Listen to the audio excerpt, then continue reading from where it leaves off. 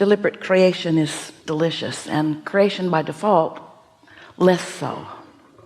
In fact, creating by default, it's terrible. If you don't know what's coming to you and what it is that you're doing that is causing it to come, then you get into a mode of futility where you're blaming others, needing them to be different. And the reason that so often that happens with you is because you are natural harmonizers. You are born with every aspect of your being seeking harmony. And so if you're not actively aware of your own inner being, of your own source and its vibrational broadcast, and therefore you are not deliberately tuning in to who you are, then your natural desire to harmonize, your tuner always being on, you're looking for something to tune to. Now, the way you would maybe describe that in your human words is, I want to be understood, or I want to find my tribe, I want to find those who think like I do. And all of that seems just fine. We're not discouraging harmony. We are just wanting you to prioritize your points of harmony. We're just encouraging you to understand that you are an extension of source energy, and that source energy, who remains non-physically focused, is broadcasting to you continually. And not only is it the energy that you were before you came into this physical body, it's the energy that, since you've been in this physical body, that non-physical part of you has become because you're in this physical body. Does that make sense to you? Probably not at all. You're an extension of source energy, sifting and sorting and evaluating and deciding and launching your rockets of desire or rockets of preference. And whenever you do that, the non-physical part of you, who knew that you came for that very expansion purpose, is aware of each new thing that you put into your equation as you become more and more. In other words, every time you know what you don't want, what you do want becomes a real thing. When a circumstance occurs and you respond to it or react to it, which seems like a normal thing to do, your reaction of what is unwanted causes an equivalent vibrational launching of a point of attraction of what you do want. You cannot be in a moment where unwanted does not produce wanted. But what happens is, because you're usually wrapped up in the unwanted part of this equation, then the wanted goes unnoticed by you, not sought after by you. In fact, mostly you're defensive about what it is you don't want, not realizing that you are calibrating to the problem. You're calibrating to the what you don't want. Now, the thing that may seem unfair to you about this, it isn't. But it may, until you get the whole picture understood and are actively calibrating deliberately, it may seem like when something happens that it's normal to have a knee-jerk response to it, and it is. But it's not normal to make a lifestyle out of that knee-jerk response. It's not normal to band together with others and complain in louder and louder voices about what you don't want, because what happens is you practice a vibration that doesn't let you move in the direction of your solution. And so this is what's weird and tricky and wonderful about all of this, is that the more you complain, the more you ask for more, the more your inner being becomes the solution. The more you focus on the problem, the more your inner being becomes the solution. So the potential of you tearing yourself apart with your unwillingness or unknowingness to turn in the direction of the solution sooner is what keeps you on edge. And you know, it's not big things that keep you from calibrating to who you really are. It's those petty, little, inconsequential things that should not be ruffling your feathers, but do ruffle your feathers because your feathers are ruffable. Your chain is yankable. Your goat is gettable. Your buttons are pushable. Esther said the other day to our friend, I keep leaving my goat out where others can get it. I wouldn't leave my goat right out there. Nobody would get it. And there's something to that. In other words, if you practice, if it is so important to you that you harmonize with this one and this one and this one and this one and this one, first of all, it's not easy. If there's only one of them, you can pull it off. If you just got one person that you are harmonizing with, you can pull it off for a while till you want to kill them. But if there are two of them or three of them or four of them, if there are more people that you are practiced at harmonizing with, and if they should, this hardly ever happens. It always happens. They want different things from you. Now you're in deep doo-doo, because now you have to keep them apart. Never let two people who want different things from you in the same room at the same time, because you get outed right away. They're watching to see if you're harmonizing with that one, and if you do, you're in trouble. You know we're right.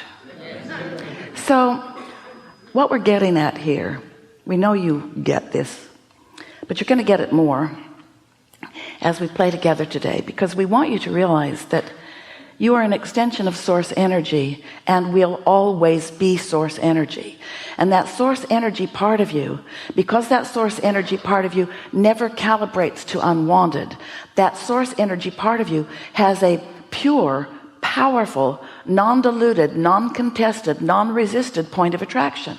That's a powerful point of attraction. When that point of attraction is responded to by the law of attraction, things move, big things move. All cooperative components come to that point of attraction.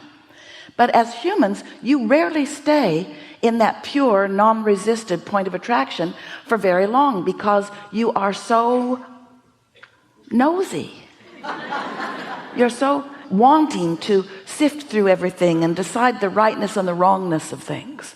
And so, while all of that is natural to the creative process, it is a normal thing for you to do step one. Step one is where you ask for something.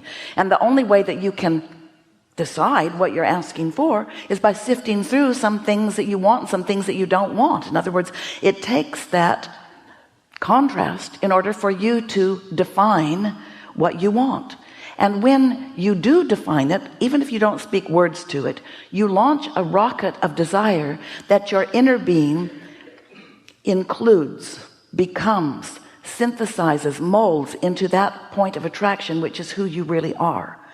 And now this fantastic summoning power that your inner being holds, because your inner being never resists what is being asked for. Now there is a strong, powerful, you could say forceful, you could say relentless, steady attraction on your behalf. And the question that this gathering wants to stimulate within you is, where are you now in that equation?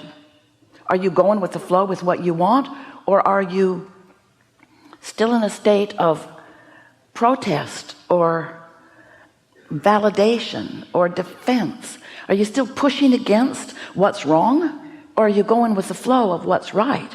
Are you a vibrational match to the solution, or do you remain a vibrational match to the problem? So as we're moving forward here today, we want to talk with you about anything that is important to you.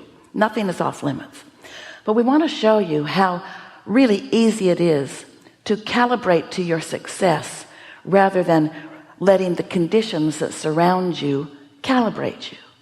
And there are a couple of things that we want to emphasize with you. One is that if you can calibrate before the condition descends on you, you have a much better chance of owning the room, of controlling the frequency of yourself and therefore your point of attraction.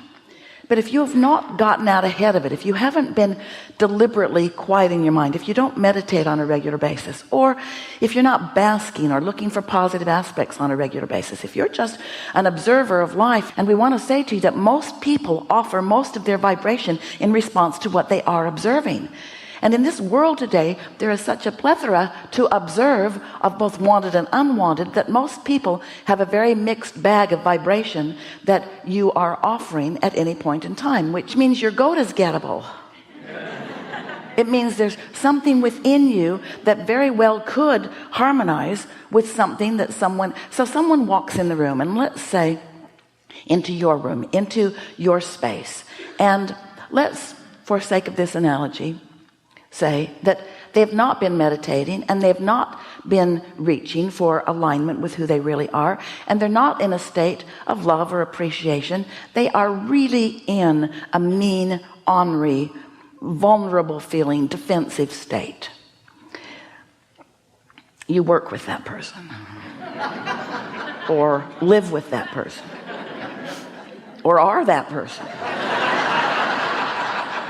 So that person walks into your space, and let's say that you've lived everything that person is ornery about yourself. You also have felt undervalued or unseen or not noticed or not cared for. You've had some of those feelings in response to the way your life has been going for you. So you have some active vibrations within you because your vibration on every subject is where you last left it. Now, it may not be active right now in this moment, but the probability of it becoming active, if it's where you last left it, and it always is a sure thing. So you didn't meditate, and you're not tuned in, and you're not tapped in, and you're not turned on, and you're not feeling good, and you haven't been basking. You just showed up there where this other person showed up. You're not particularly ornery, and what's bothering this other person was not active within you, but because your vibration is where you last left it, and because you're not tuned in to your higher power, to your higher clarity, to your greater strength, then that person is going to dominate the energy space around you. That person is going to just be there, just looking the way that person is looking and feeling the way that person is feeling. And even if that person doesn't say anything, he's gonna get your goat. He's gonna push your buttons because you didn't do something to get out ahead of it. You just sort of blundered into this segment of life experience unprepared for what was there, and what's dominant always wins. So fix that. We've enjoyed this interaction immensely. So there are a couple of things that we want to say to you. There are two ways for you to approach this understanding of how you want to be vibrationally calibrated to who you are and what you really want. One is, if you get out ahead of it, then you have a much better opportunity of not having such a bumpy ride. If you don't get out ahead of it, you're going to have a bumpy ride, because if somebody's in your space and they're feeling great, you probably do too. And somebody's in your space and they're feeling rotten, you probably do too. And probably you are not feeling very powerful or very capable of holding your own, because you find yourself up and down. It's sort of a roller coaster ride that you're living. And so then you usually do what most people do. You start blaming others for how you feel, which makes you want to join together with clubs. In other words, you want to join together in groups of people that feel more like you feel, so that your ride isn't so rough. But it would be like sending out an advertisement. You don't call it that on the internet. You put your profile out there somewhere, everywhere, and you announce to anyone who looks, which you assume will be everyone on the planet, see my picture, this is me, you might run into me, and when you do, I need these things from you. Oh, the list is long. We just received 400 things from you of the things that you would let others know that they need to do in order to be in harmony with you. Seems like a lot of information to get out there, and a lot of unlikely cooperation from a lot of people. Or you could just tune to who you really are and what you really want, and you could own the room that you're standing in.